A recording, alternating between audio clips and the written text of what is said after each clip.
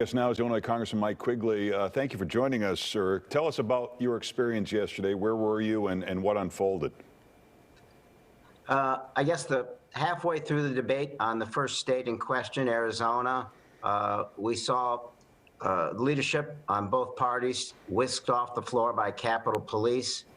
Someone else took the podium. We continued the debate on the issue, and then you could hear noises outside. I think a tear gas canister went off about that point. We were told there's a tear gas mask underneath your seat. Saw members putting that on. And we were told that they were in Statutory Hall, which, as you can see, is steps from the House floor. We were the last group to get escorted off. Because of COVID, there were only about 11 people on each party were allowed on the floor. So about 20 of us Democrats were up in the balcony, and it was hard to evacuate us. So they were trying to move us around. We were with the police. We were all with the police taking cover.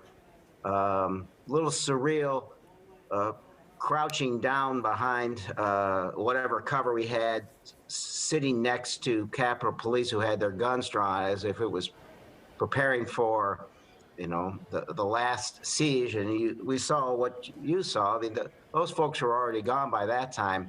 A makeshift barrier keeping an armed throng off the House floor with guns drawn.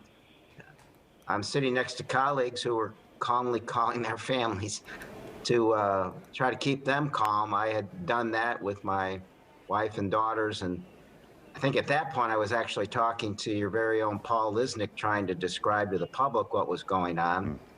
I guess the other thing I was thinking at that point is, right here is the line of succession. Vice President was not far away. Speaker of the House, President Pro Tem.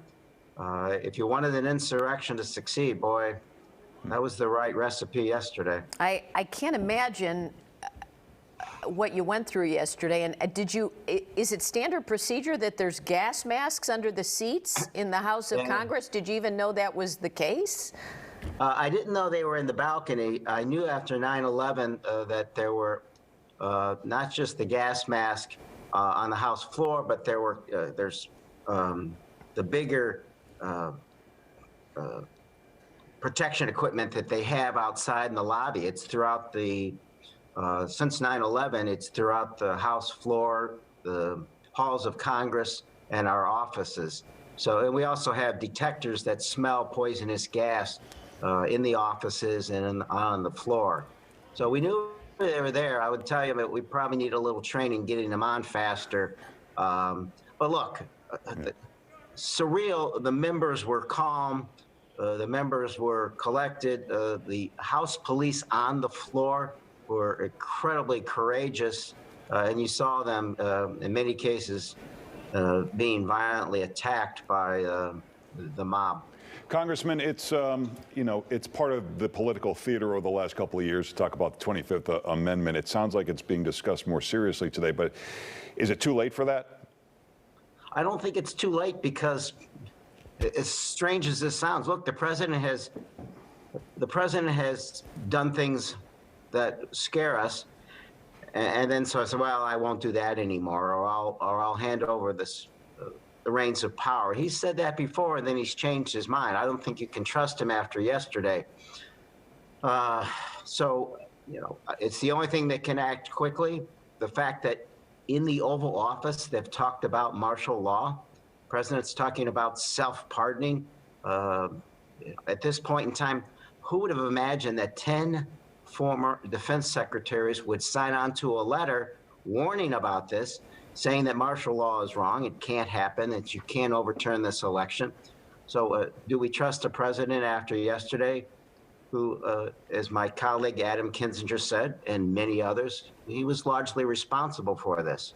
I walked around in the morning before we started, and about an hour before we started, I said, where's the outdoor security? Do they have the National Guard in tow ready to do this? And obviously they did not. Yeah. Well, Representative Quigley, we appreciate you joining us this morning. Thank you. Thank you, sir.